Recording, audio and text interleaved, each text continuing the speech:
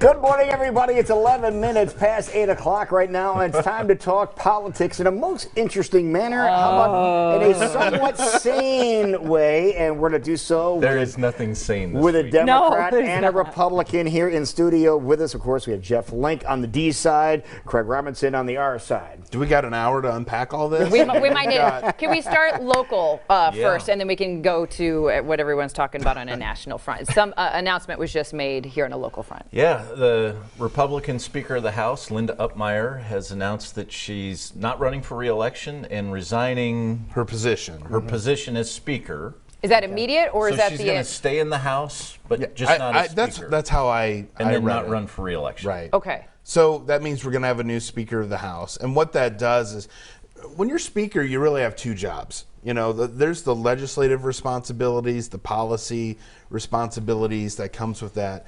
But your other job is you are the chief fundraiser, recruiter for your party in that chamber, and that's you're talking time-consuming. and you're talking 100 seats that are in play.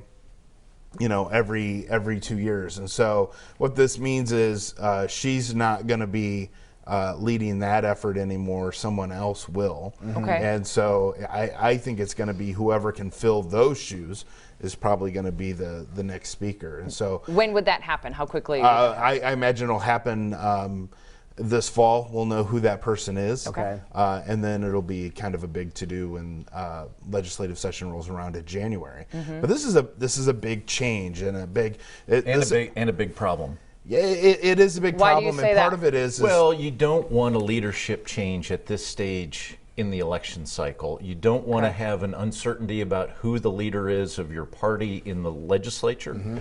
And this is part of a bigger pattern that's going on now with the Republicans. We already have 15 Republican members of the U.S. House who've said they're going to resign.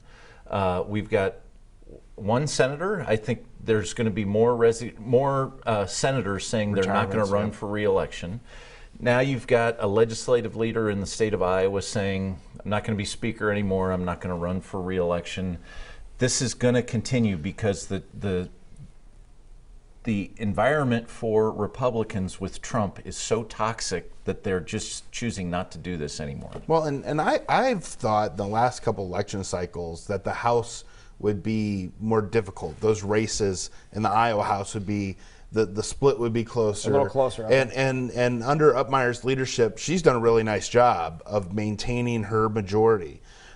This is going to be the toughest election cycle that we've seen, and there's a lot of unknowns for Republicans. So you'd want your strongest leadership hand here, keeping that majority safe. So I think it's going to be difficult.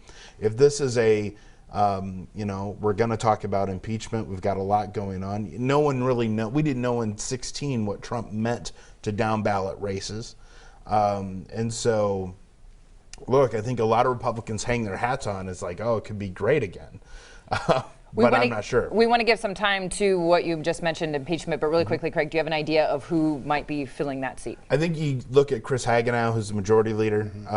He moved from his Windsor Heights home to northern Polk County, and so I think he would be the obvious choice. He's kind of been doing all of the legislative stuff and the fundraising and the recruiting, so I would look to Hagenow. A natural kind of already putting himself Okay. in that position. I don't think you're going to see. I don't think you're going to see a big fight for this position. I think it's going to be kind of assumed. Sounds like a lot of work. Who the next person up is. It's a tough. It'd be a tough job to want to fight for. All right, so let's get to what everybody is talking about, and that's impeachment. And we were talking during the break a little bit to kind of get this conversation started, and I said, why are we focusing on this? Is it necessary when the main goal, I feel like right now for Democrats, should be how do we get Trump out of office? Is this deflecting from our main cause? I think that's a couple things. And I've said on this show a number of times, I am not for impeachment because I think the best way to embarrass Donald Trump is to deny him a second term at the ballot,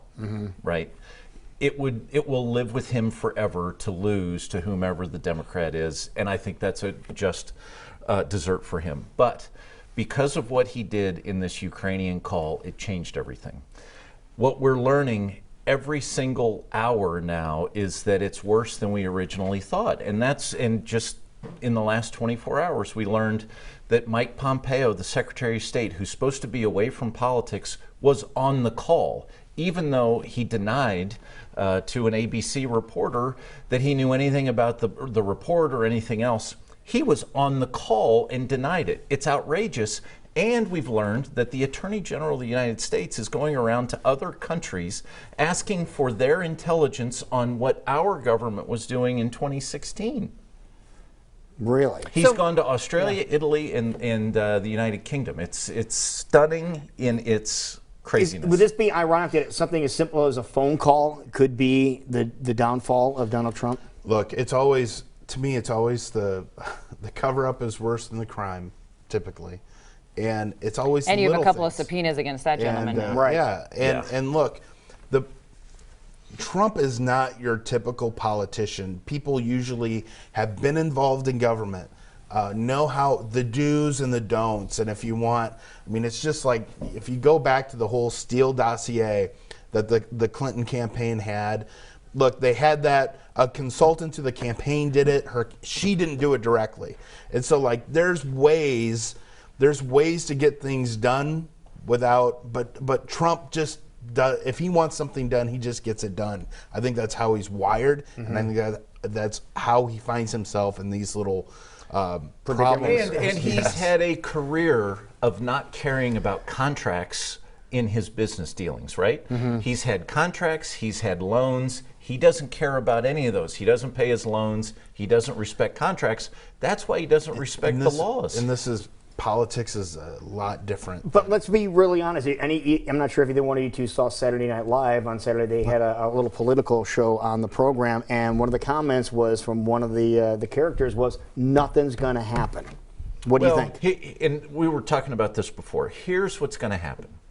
As soon as it becomes difficult for someone like Joni Ernst or other Senate Republicans who are on the ballot next year, when it becomes difficult for them to vote to acquit Donald Trump, when that costs them politically, that's when Mitch McConnell's going to say, Donald Trump, nice knowing you, you're done. Really? Yeah, very Apprentice. Yes. Yes. By the way. You're fired. Okay, let's ask another question here. Has this hurt Joe Biden? Did they give them enough information that he can now take Joe Biden down? Well, Despite impeachment there's been and some everything else. question about whether Trump is trying to commit a murder-suicide here, trying to murder Joe Biden and commit suicide himself. I think suicide is well in place. I don't think this is going to be an issue for Joe Biden because this has been investigated. There have been thorough vetting of all this. This is Trump trying to stir the pot on something that doesn't really exist.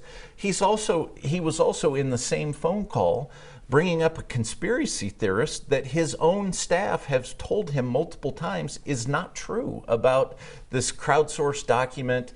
He just lives in trying to re-litigate what happened in 2016. It's sounding very much like Richard Nixon and his vendettas and going back and not moving forward.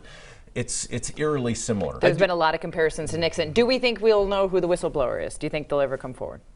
Will we know who they will? I think It'll eventually happen. And I think it's bad, but I think yes. And Chuck Grassley should be the defender of the whistleblower. He has been for 40 years. Now all of a sudden he's quiet on the issue. All right. Something to keep an eye on. Again, always something interesting in politics. Ooh, and we love to talk about it. Don't worry, it's in a conversational good way on both sides of the fence. So calm down out there. Don't send us any hate mail. You're watching Iowa Live here on CW Iowa 23. We'll be right back.